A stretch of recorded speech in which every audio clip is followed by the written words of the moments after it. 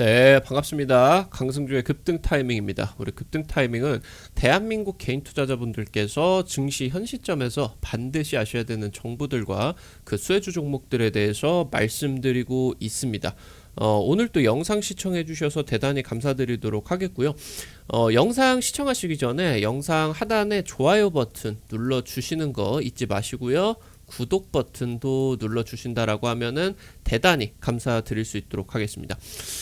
지금 강성주의 급등 타이밍 구독자분이 10,000분을 넘어서 14,000분을 넘어서 20,000분을 향해서 가고 있습니다. 대단히 감사 말씀 드릴 수 있도록 하겠고요. 지금 이제 구독자 10,000분 이벤트로서 우리 투자자 여러분들에게 자료 준비를 해서 지금 진행을 해드리고 있습니다.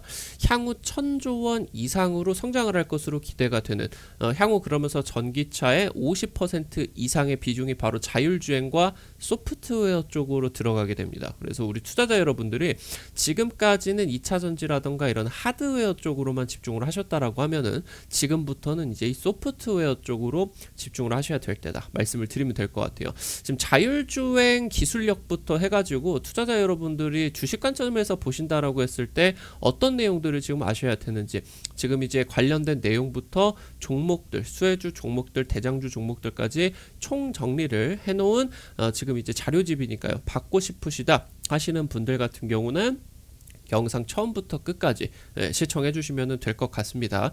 지난번 이제 이벤트로서 우리 투자자 여러분들에게 무료로 제공을 해드렸었던 로봇 보고서 같은 경우는 상한가도 나오고 50%도 나오고 100%도 나오고 굉장히 이제 투자자 여러분들께서 많이 좋아해 주셨습니다. 지금 자율주행 보고서 같은 경우도 기대를 해주시면 좋을 것 같다. 말씀을 드리면 좋을 것 같아요. 오늘 영상도 바로 진행을 해볼 수 있도록 하겠습니다. 증권가 쪽에서 지속적으로 제약바이오 쪽으로 관심을 가져라 라고 하는 지금 컨센서스들이 나와주고 있고요. 저도 똑같이 같은 마음입니다. 지금 최근 들어서 2년에서 3년 정도 동안에 제약바이오의 주인공이 잠깐 바뀌었었죠. 원래 이제 항암신약 쪽에서 지금 이제 팬데믹에 의한 코로나 진단 키트 그리고 이제 RNA 치료제 뭐 아니면은 백신 이런 식으로 이제 코로나 쪽으로 잠깐 바뀌었었는데 이게 지금 글로벌 관점에서 본다라고 했을 때 엔데믹 수준으로 진행이 되다 보니까 다시 한번 이제 제약바이오 항암 신약이 돌아올 차례다. 5년 만에 항암 신약이 돌아올 차례다. 여러분들이 이거를 보시면 좋을 것 같아요. 세계 최초로 4세대 항암 신약을 지금 개발을 하고 있는 국내 제약바이오 종목, 이 종목 우리 투자자 여러분들 이 국내 증시에서 제약바이오의 파워 같은 경우는 알고 계시죠? 순간 그냥 숨도 안 쉬고 10배, 30배씩 올라간다. 제대로 이제 대세 상승을 타게 된다라고 하면은 50배까지도 올라가는 게 제약바이오다. 이렇게 이제 말씀을 드리면 좋을 것 같아요. 영상 바로 진행을 해볼 수 있도록 하겠습니다. 여러분들도 다들 아시다시피 사망률 부동의 1위 암이 폐암입니다. 뭐 폐암이 발병률 1위는 아니겠지만 일단 걸렸다 하면은 폐암 같은 경우는 사망률이 너무나 높다라는 거예요. 그러니까 지금 뭐 폐암 2기나 3기로 진행될 때 같은 경우도 뭐 고통이 있다고 하던가 아니면 무슨 뭐 기침할 때 각혈이 나온다라고 하던가 이런 초기 증상이 거의 없다 보니까 이 암이 발견할 때 대부분 이제 이 폐암 같은 경우는 말기다. 막 3기, 4기 이렇게 돼버린다. 지금 이제 이 폐암에서 EGFR이라는 돌연변이가 주로 발견이 됩니다. 그러니까 지금 이 폐암이라는 암세포 주변에 이 EGFR이라는 특수한 이제 이 수용체 변이가 이제 발견이 되는데 그럼 반대로 생각을 해본다라고 하면은 이 EGFR 돌연변이를 타깃으로 하는 그런 이제 항체를 만들어서 항암 신약을 만들게 된다라고 하면은 표적으로서 지금 이 폐암을 사멸을 할 수가 있겠구나. 이 내용들이 진행이 되게 되면서 표적 항암제로서 EGFR 타깃 표적 항암제들이 개발이 되었고요. 지금 사실 이 표적 항암제 같은 경우는 효과 같은 경우는 너무너무 좋아요. 근데 이제 내성이 발생을 하는 게 문제죠. 그래서 지금 표적 항암제 이후로 폐암 내성 치료제를 개발을 하는 경쟁이 벌어지고 있다. 지금 현재 제약바이오 업계에서도 이 부분이 왜 K바이오 쪽에서 중요하냐라고 하면은 폐암 내성 치료제 쪽이 우리나라가 앞선다라는 평가를 받고 있기 때문이에요. 지금까지 글로벌 제약바이오 파이프라인을 우리나라는 개발을 할 수가 없는 그런 이제 굉장히 안 좋은 편견을 지금 이제 가지고 있었죠. 그런 가운데서 뭐 유한양행이 지금 이제 개발을 하게 되면서 여기서 이제 우리나라도 파이프라인을 지금 할 수가 있구나, 이런 내용들이 나오게 되면서 글로벌 빅파마 대비를 한다라고 했을 때 이 내성 치료제 분야 같은 경우는 우리나라 제약바이오 같은 경우도 기술력이 굉장히 높다라는 평가를 받고 있다라는 거예요. 그럼 이 부분에서 굉장히 큰 기대감이 나와줄 수가 있겠죠. K바이오 내성 치료제라던가 아니면 이제 글로벌 블록버스터 신약, 기존에 지금 개발이 된 표적 항암제라고 하던가 면역 항암제와 지금 이 병용 임상까지가 해당 부분에 있어서 성공 기대감을 가지고 있는 이런 이제 제약바이오 종목들을 우리 투자자 여러분들께서 지금 현재 공략을 진행을 하셔야겠다, 이렇게 이제 말씀을 드리면 될 것 같아요. 폐암 정복이 정말로 쉽지가 않습니다.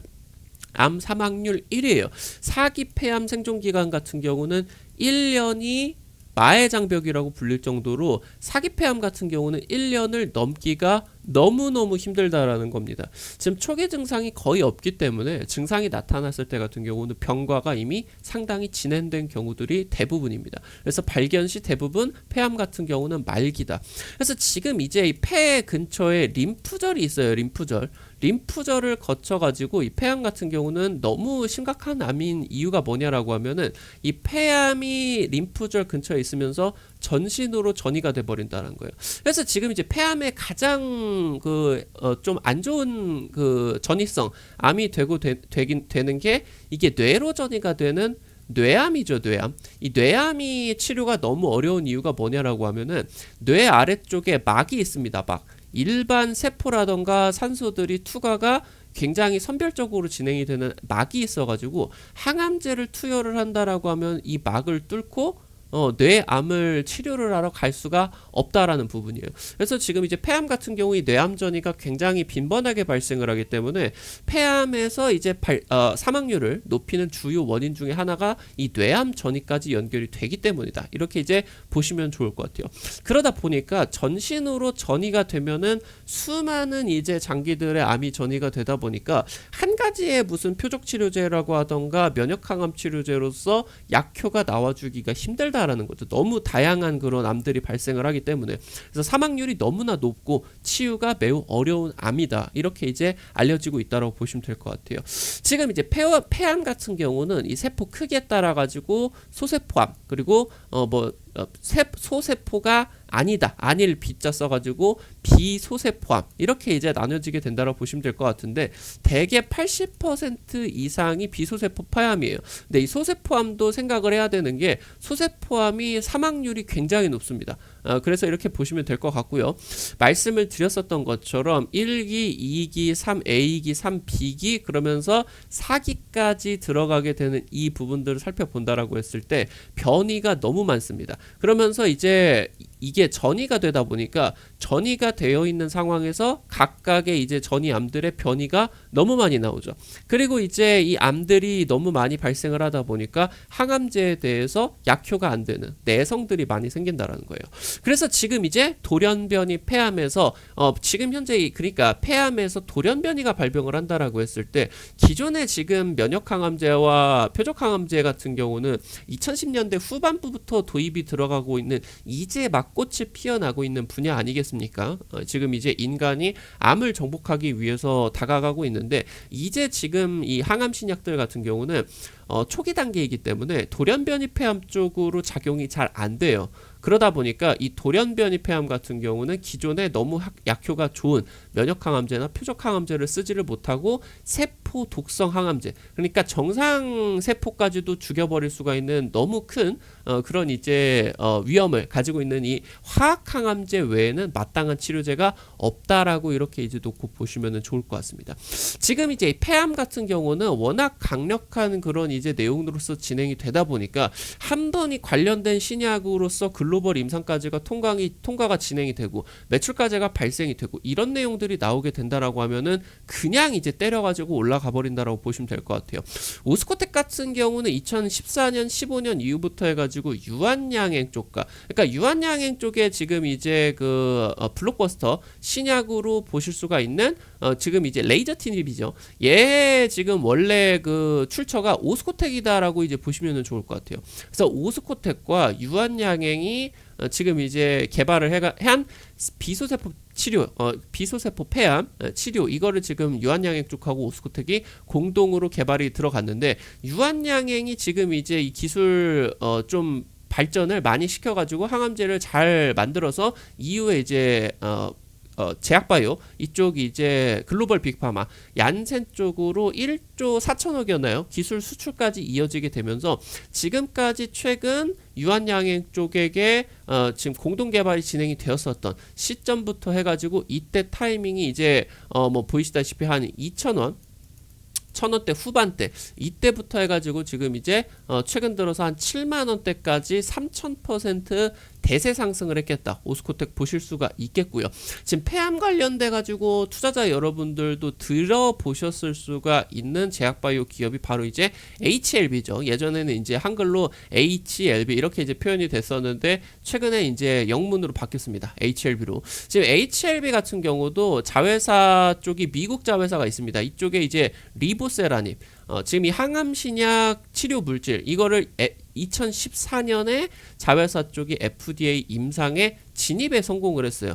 그러면서 이후에 이제 뭐 위암 쪽에서 100% 치료가 진행이 된 완전 관해가 된다라고 하던가 논문 발표가 있었죠. 아니면 이제 글로벌 임상 위암 임상 3상 발표까지 이어지게 되면서 단기적으로 지금 이제 9만원 이상까지 5000% 이상이 지금 이제 FDA 임상 초기부터 해가지고 5000% 대세 상승이 일어났다라고 보시면 될 것 같아요. 그래서 지금 이 폐암에 대한 사망률이 워낙 높기 때문에 글로벌 제약사 같은 경우도 이쪽으로 굉장히 임상 개발들이 뛰어나게 진행이 되고 있고, 최근 들어서 지금 개발이 되어가지고 엄청나게 지금 글로벌 블록버스터 신약으로서 한 6조 원, 10조 원씩 팔고 있는 머크 쪽에 이제 키트루다 같은 경우도 비소세포 폐암 면역 항암제로서 첫 번째 스타트를 끊었고, 얘가 이제 우리나라 같은 경우도 같이 이제 뭐 급여 확대 쪽으로 지금 들어왔었죠. 이 부분도 이제 말씀을 드린다라고 하면은 말씀드렸었던 것처럼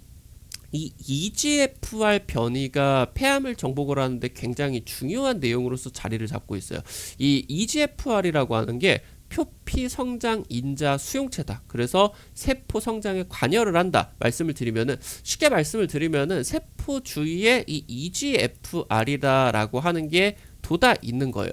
근데 이게 지금 이제 뭐 피 안에 혈액 안에 떠다니고 있는 어떤 인자를 받아들이게 된다라고 하면 이거를 영양분으로 세포가 이렇게 커지게 된다라고 보시면 될 것 같아요. 그게 이제 EGFR이다. 이렇게 보시면 좋을 것 같은데, 이 EGFR의 돌연변이가 나타나게 된다라고 하면은 지금 이제 비정상적으로 세포가 과하게 커진다라는 거예요. 그러니까 돌연변이가 발생을 한다라고 하면은 세포 활성화가 진행이 되게 되면서 암이 발생이 되게 되는데, 이 EGFR이 돌연변이가 나오는 EGFR 변이가 얘가 굉장히 폐암에서 많이 발견이 된다라는 거예요.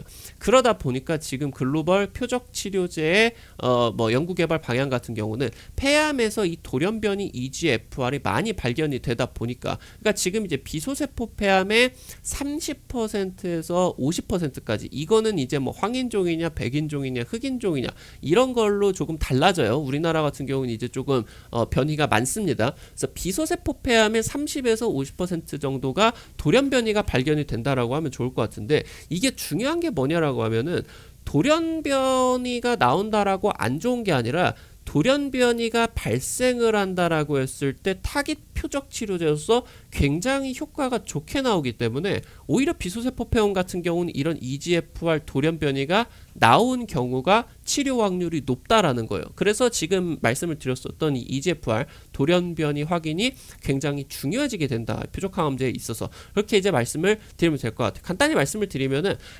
폐암 세포 주변에 EGFR이라는 정상 세포에도 있는 이 수용체가 돌연변이가 많이 일어납니다. 폐암에서. 그래서 이것을 타깃으로 항체가 쪼르르륵 이제 와가지고 이런 구조의 항암제를 만들고 있는 게 비소세포 폐암 대상의 표적 항암제다. 이렇게 이제 놓고 보시면 좋을 것 같아요.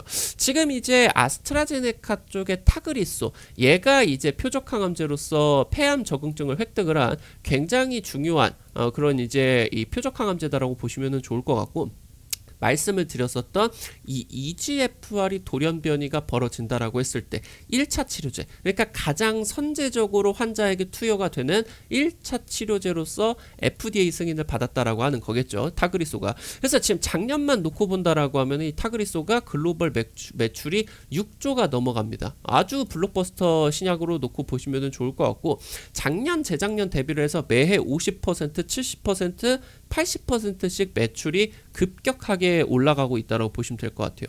지금 이 타그리소 같은 경우는 말씀을 드렸었던 비소세포 폐암의 아주 이제 안 좋은 악성 전이로 볼 수 있는 뇌전이의 예후를 굉장히 이제 개선을 해주는 등 약효가 굉장히 좋은 것으로 나타나고는 있지만, 표적 항암제 특성상 약물 내성이 쉽게 유발이 되는 부작용이 있겠다. 그래서 결국에 이 EGFR 돌연변이를 전부 다 죽이게 된다라고 하면은 향후에 그 암세포의 맷 변이, MET 변이가 이제 같이 나타나게 된다. 이렇게 이제 보시면 될 것 같아요. 그러니까 다시 한번 말씀을 드리면은, 기존 암세포에 의해 가지고 지금 기존 표적 항암제에 의해 가지고 EGFR이라는 돌연변이가 나온 세포들이 다 죽게 된다라고 하면은 결국에 남는 게 EGFR 돌연변이가 없는 맷 변이만 남는 그런 다른 돌연변이만 살아남게 된다라고 하는 거예요. 그러니까 지금 이제 말씀을 드렸었던 표적 항암제가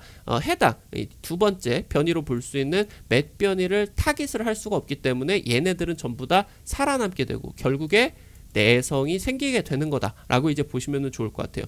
지금 말씀을 드렸었던 이 타그리소가 3세대 EGFR 변이 치료제다. 그러니까 3세대 폐암 표적 치료제다. 이렇게 이제 놓고 보시면 될 것 같은데, 지금 얘네들이 내성이 생기기 때문에 글로벌 블록버스터 신약으로서 4세대 표적 항암제가 치료가 되고 있다고 보시면 될 것 같아요. 우리나라 K바이오가 바로 타그리소 내성에 대한 4세대 표적 항암제에 있어서 글로벌에서 굉장히 알아주는 기술력을 가지고 있겠다. 이렇게 이제 여러분들이 이해를 하시면 좋을 것 같아요. 사실 지금 이 제약바이오가 진행이 되는 게 좀 뭐 여러분들이 평소에 듣지 못하셨던 그런 내용들을 다루고, 굉장히 이제 뭐 실제로 뭐 환자분들이 아니시다라고 하면은 해당 내용들에 대해서 들어보신 적이 없어요. 그래서 굉장히 어렵게 다가오실 수가 있는데, 하나하나 천천히 듣게 된다라고 하면은 여러분들이 의지만 가지고 있다라고 하시면은 당연히 이해를 하실 수가 있는 내용입니다. 아시겠죠? 간략하게만 정리를 드린다라고 하면은, 지금까지 폐암 치료제의 대표적으로 지금 이제 작용을 하는 게 아스트라제네카는 여러분들 들어보셨죠? 이번에 이제 그 코로나 백신 쪽에서 아스트라제네카 백신 쪽이 우리나라에 선제적으로 도입이 됐었죠. 이 아스트라제네카가 원래는 항암 신약 만드는 이제 글로벌 빅파마다, 이렇게 보시면 될 것 같고요.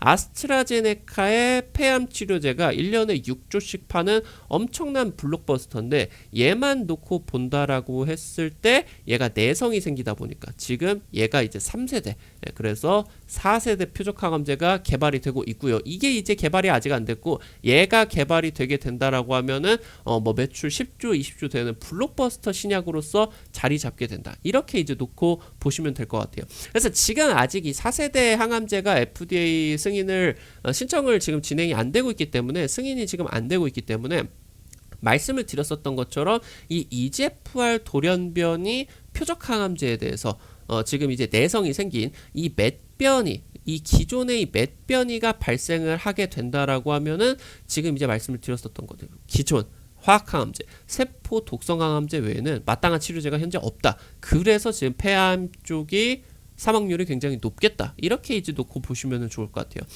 그래서 지금 이제 이 유한양행의 레이저티닙, 얘가 표적항암제로 타그리소 내성 환자의 세포독성 항암제 외에 유일한 대안으로서 지금 꼽히고 있다라고 보시면은 좋을 것 같아요. 지금 2018년 당시에, 그러니까 오스코텍하고 공동 개발이 들어간 약이 얀센 쪽으로 1조 4천억의 기술 이전이 들어갔죠.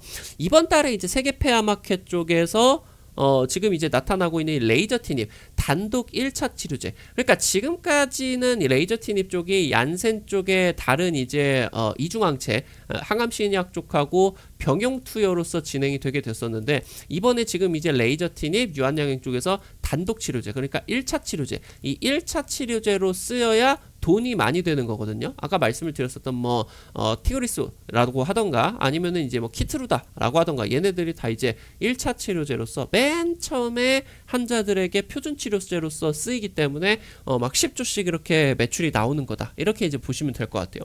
그래서 지금 이제 이 레이저 티닙이 단독 1차 치료제로서 도전을 하고 있다, 이렇게 이제 보시면 좋을 것 같고요.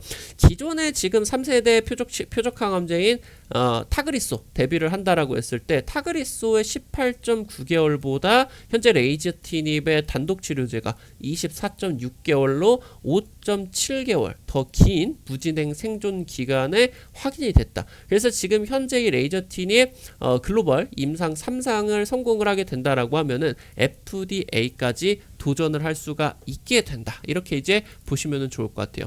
지금 방금 말씀을 드렸었던 얀센 쪽입니다. 얀센 쪽 방금 말씀을 드렸었던 이중항체 신약이 아미반타맙 이라는 이제 약 이름이에요. 얘가 아까 말씀을 드렸었던 것처럼 맷변이 이거를 지금 가지고 있는 아미반타맙이다 보시면 될 것 같고요. 지금 이 맷변이에게 쓸 수 있는 최초의 표적 항암제가 아미반타맙, 얀센 쪽에 지금 비수세포 폐암 항암 신약이다라고 보시면 좋을 것 같아요. 그래서 지금 말씀을 드렸었던 것처럼 아미반타맙 같은 경우는 항암제가 딱 있게 된다라고 하면 이중항체입니다. 이중항체. 하나 쪽은 똑같이 다른 이제 타그리소처럼 EGFR을 타깃을 한다라고 하면은, 다른 쪽 같은 경우는 이중항체로서 변이까지 같이 이제 진행을 해서 이게 이제 4세대 치료제로서 같이 표적 항암제로 쓰이게 된다라고 이제 보시면 좋을 것 같아요. 그래서 유한양행의 이 EGFR 저해제 레이저 티닙을 병용을 해가지고 이 아미반타맙하고 레이저 티닙하고 폐암 환자들한테 병용 투여를 하는 거예요. 같이 투여를 한다라는 얘기입니다. 그래서 지금 병용 투여에 대한 글로벌 임상이 진행이 되고 있고요. ESMO 2020년 여기서 이제 초기 반응이 100% 보이는 것을 보여주는 것만큼 굉장히 엄청난 효과를 나타냈다는 거예요. 그러니까 지금 이제 기본적으로 이게 항암제를 투여를 한다라고 했을 때 아예 반응이 없을 수도 있는데, 지금 이제 이 유한양행 쪽의 레이저 티닙과 얀센 쪽의 아미반타맙이 병용 투여를 진행을 하다 보니까 초기 반응률이 100%란다. 그래서 지금 이제 전 세계 제약바이오 업체들이 4세대 표적 항암제로서 유한양행을 너무너무 지금 이제 집중을 해서 보고 있다라고 보시면 될 것 같아요. 말씀을 드렸었던 이 병용 임상을 글로벌 3상을 10여 개국에서 글로벌 임상으로서 진행을 하고 있다, 이렇게 이제 놓고 보시면 좋을 것 같습니다. 머크 쪽의 키트루다는 굉장히 중요한 약이에요. 기존에 이제 T세포가 암세포를 못 죽이는 기전을 하나 없애게 되는 이 면역 관문 억제되다, 면역 항암제다, 이렇게 이제 보시면 좋을 것 같은데, 키트루다가 지금 개발이 되고 나가지고 7년 만에 항암 신약에 있어서 적응증을 21개나 확보를 했다. 그래서 이 항암제 시장을 쓸어 담고 있는 게 키트루다라고 보시면 좋을 것 같아요. 키트루다 같은 경우 이 면역 항암제로서 진행이 되고 있는데, 지금 이제 말씀을 드렸었던 것처럼 우리나라 같은 경우도, 다른 나라는 이미 지금 진행이 됐어요. 근데 이제 우리나라 같은 경우도 올해 3월부터 해가지고 5년 만에 머크 쪽의 키트로다가 비소세포 폐암 1차 건강보호 급여 혜택을 받게 된다. 원래 이게 급여 혜택이 안 됐어요. 그래서 약 하나에 이제 1억씩 하게 돼가지고, 이게 만약에 비급여로 진행이 되다 보니까 약이 이게 너무 비싸서 치료제로 아예 못 썼죠. 그래서 혜택을 못 받는 사람들이 많았는데, 이게 지금 올해 3월에 이 키트로다가 통과가 됐습니다. 그래서 굉장히 역사적인 순간이었다, 이제 보시면 좋을 것 같아요. 그래서 국내 폐암 환자 같은 경우 면역항암제 키트로다가 1차 표준 치료로서 현실화가 되고 있다. 실제로 얘가 약효가 너무너무 좋아요. 아까 말씀을 드렸었던 것처럼 기본 이 EGFR 변이가 만약에 있다라고 하면은 표적 항암제로 가는 게 베스트입니다. 근데 이게 없는, 그러니까 이 EGFR 변이가 한 30에서 50% 확률로 있다라고 말씀드렸잖아요. 그러면은 한 50%에서 70% 인종별로 달라지는데, 50%에서 70% 같은 경우는 EGFR 변이가 없습니다. 그럼 이 환자들에게는 최선의 요법으로서 키트루다가 면역 항암제로서 쓰여야 된다. 근데 이 두 개가 다 안 먹는다. 그러면은 이제 생존율이 어마무시하게 떨어지는 거예요. 이렇게 이제 놓고 보시면 좋을 것 같고요. 지금 이 키트루다 같은 경우는 모든 환자들에게 효과를 보이지는 않습니다. 근데 만약에 반응까지 보이게 된다라고 하면은 완치까지 나올 정도로 드라마틱한 그러한 이제 이 약 효과를 보여준다라고 보시면 될 것 같아요. 지금 사기 전이성 폐암 환자의 5년 생존율은 7.7%입니다.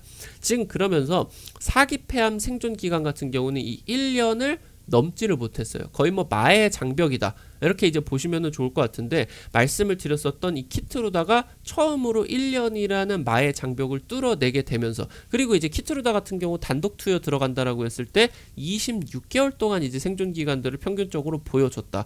그래서 지금 말씀드렸었던 것처럼 5년 생존 기간 26개월, 그리고 생존율 32%. 지금 기본 5년 생존율 대비를 한다라고 했을 때 엄청난 효과, 이 장기 지속 효과까지가 확인이 되고 있다라는 거, 여러분들도 보실 수가 있을 것 같아요. 지금 현재 이런 식으로 진행이 되는 과정 속에서 말씀을 드렸었던 것처럼 대표적으로 지금 진행이 되고 있는 이 3세대 표적 항암제, 아니면은 뭐 키트루다 등의 면역 항암제, 얘네들이 지금 이제 대표적으로 지금 시장을 지배하면서 엄청난 매출들을 올리고 있는데, 이 두 개에 대해서 내성이 생긴다라고 하던가 약효가 들지 않는다라고 하면은 여기서 지금 쓰이고 있는 게 4세대 표적 항암제다. 이렇게 이제 놓고 보시면 좋을 것 같아요. 그래서 지금 현재 글로벌 빅파마들 같은 경우도 이 비소세포 폐암을 정복하기 위해서 비소세포 폐암 내성 치료 신약 개발에 경쟁에 들어가고 있다라고 보시면 될 것 같아요. 지금 전 세계적으로 4세대 폐암 치료제 신약 파이프라인을 가지고 있는 게 미국 쪽의 블루프린트 메디슨, 얘 아니면은 지금 우리나라의 브릿지 바이오, 이 정도밖에 없다라고 보시면 될 것 같아요.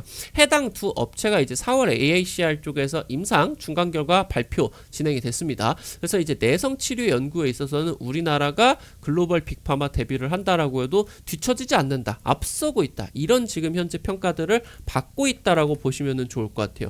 그래서 이 폐암 내성 치료에 대해서 다시 한번 말씀을 드리면은, 이 내성을 지닌 암세포를 퇴치를 하는 게 굉장히 중요하겠다. 결국에 어떤 과정이냐라고 하면은 지금 이제 여기서 지금 이제 약효가 잘 드는 아까 말씀을 드렸었던 3세대 표적 항암제라고 하던가 키트루다를 썼어요.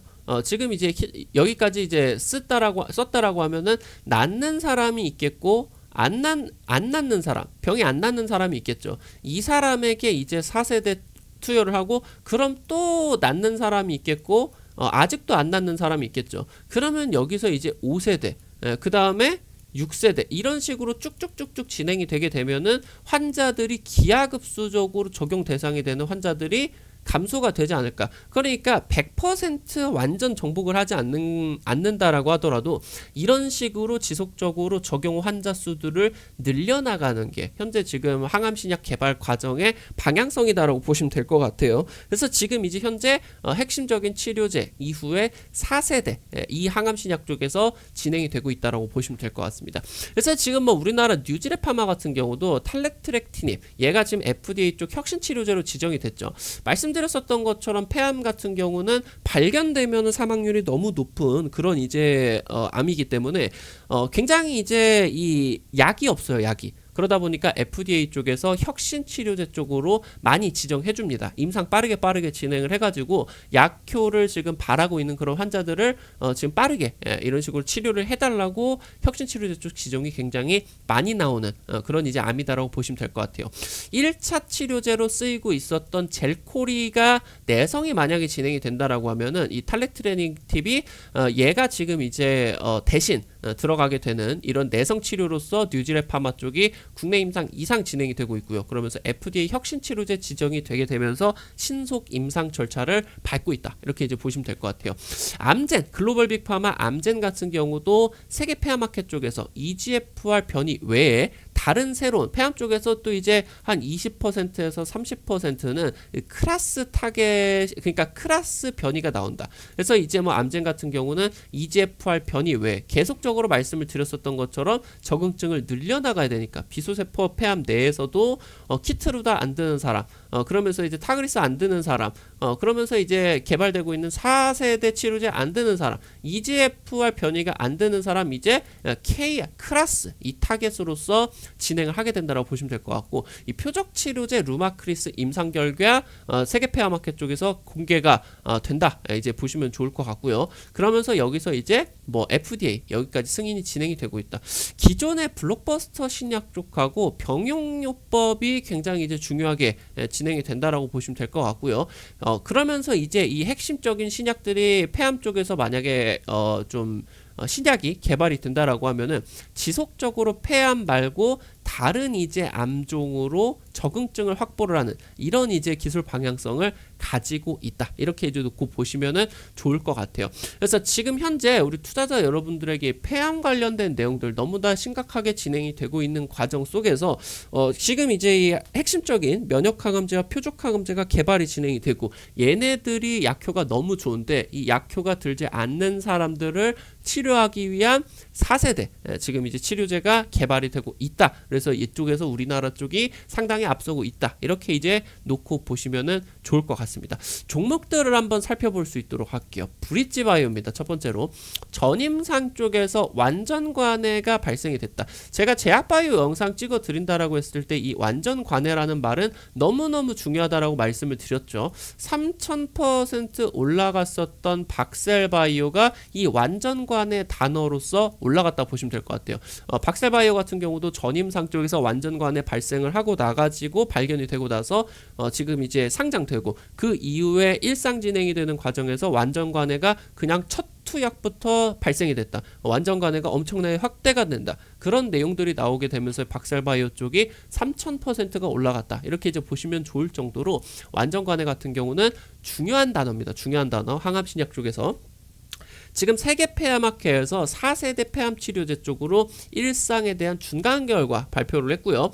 3중 돌연변이, 아까 말씀을 드렸었던 것처럼 이런 식으로 이제 계속 적응증이 확대가 돼간다고 했어요. 첫 번째 1세대 치료제 넣었는데 안 나왔다. 그럼 2세대를 놓고요. 2세대를 안 나왔는데 2세대를 투여를 했는데도 안 낫는다. 그럼 3세대, 아까 말씀을 드렸었던 표적항암제인 지금 이제 이 타그리소를 넣게 됩니다. 타그리소를 넣게 된다라고 하면은 1세대, 2세대, 3세대까지 진행이 되는 과정 속에서 돌연변이가 3번이 생긴다라는 거예요. 그럼 이 다음에 이제 4세대 치료제로서 3중 돌연변이를 가지고 있는 이 폐암 쪽에 53%의 종양 크기를 감소를 확인을 했다. 전임상 쪽에서 해당 부분에 있어서 4세대 폐암 치료제 완전 관해까지가 달성이 됐고요. 작년에 이제 국가 쪽에서 이제 신약 임상구 부분에 선정이 되어가지고 수십억의 R&D 비용에 대해서 지원을 받았습니다. 올해 상반기 때 브리지바이오 R&D만 170억을 썼어요. 전년 대비 2배 가까이 쓰게 되면서 신약 개발에 지금 굉장히 가열을 하고 있다 보시면 좋을 것 같습니다.